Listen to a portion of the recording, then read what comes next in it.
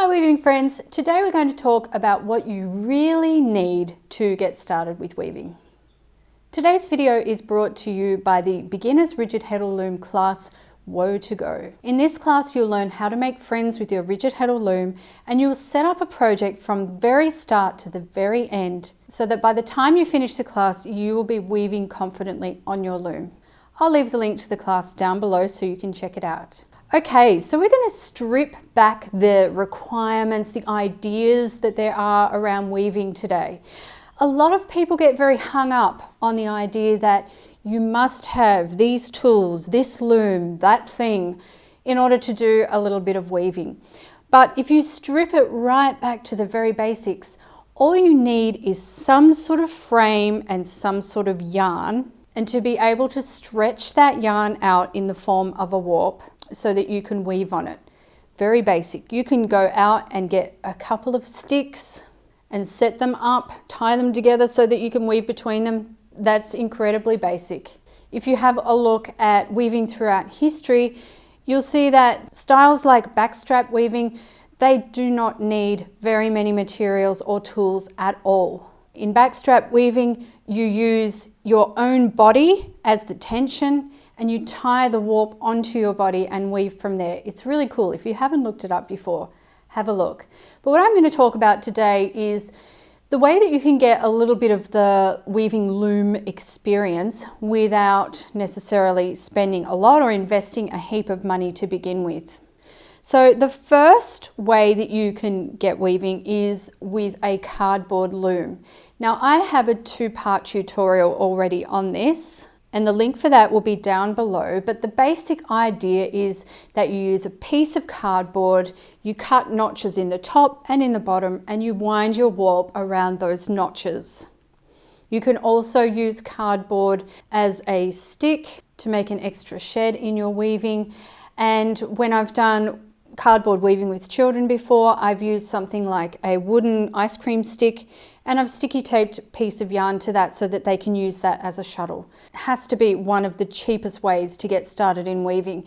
And although of course a cardboard loom has its limitations, you can customize the size, so you can either have it really small or a little bit larger, and it just gives you a way to get started if you don't currently have the means to start in any other way.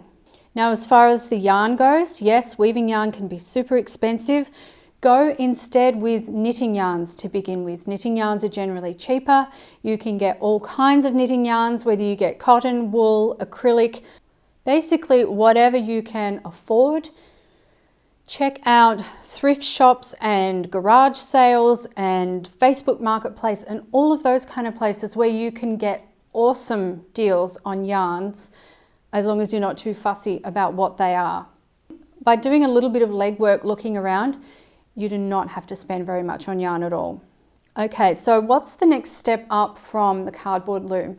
That would be a frame loom like the one I have here. This is a very small one that I bought for my children when they were younger. And if you buy a frame loom like this, it usually comes as a kit. So as a kit, it will come with the frame. It may or may not have a stick shuttle, and it may or may not have some little beater. By the way, I love this beater. Some of you will recognize it from things like my croak rod videos. People are always asking me about this beater, which is hilarious because it just came in this really cheap little kit. I don't think that this kit is available any longer. It's quite a long time since I bought it, but there are many similar kits available online. I'll link to some down below so that you can have a look and see what you think. But basically what we do with a very simple frame loom like this is we wind on the warp. Some of them will have pegs, some of them will have nails, and you just wind your warp on. It only takes about 5 minutes, and then you can wind up your stick shuttle if you have one. You also don't need a stick shuttle. You can use your hands to manipulate the yarn through the warp if you need to, or you can make a little shuttle out of some stiffer cardboard if you need to. I also have a video on how to do that. Another thing that comes in really handy with a frame loom like this is a pickup stick, though it's not necessary at all. Other things you can use as a pickup stick is a spare stick shuttle. You can use a ruler, you can use a strong piece of cardboard.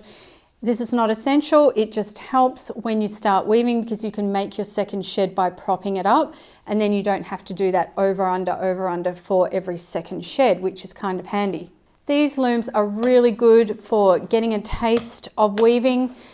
They are really cheap. I believe this one cost me about 10 Australian dollars. I don't think you can get them that cheap anymore, but there are still plenty for under, say, 20 US.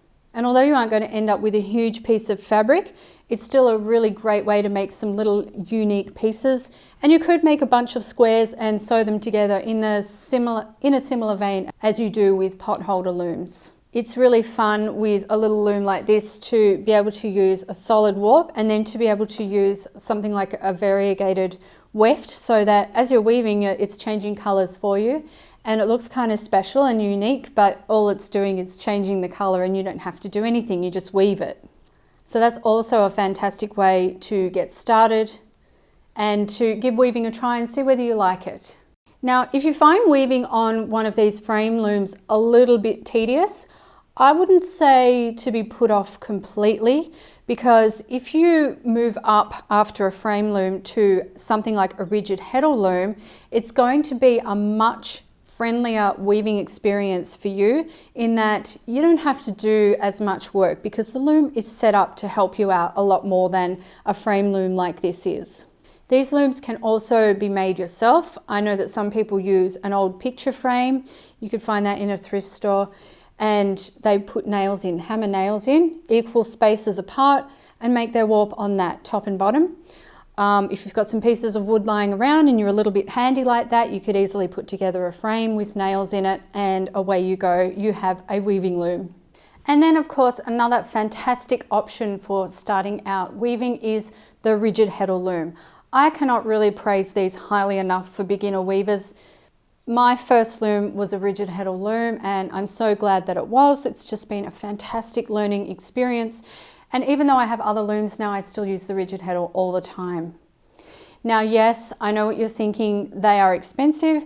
They're a much, much bigger investment than, say, your $10 or $20 little frame loom. That is true. And so that's a decision for you to make. But if you're looking at the larger looms and they're just too out of your price range, consider a smaller rigid Heddle loom like my Sampleit loom here.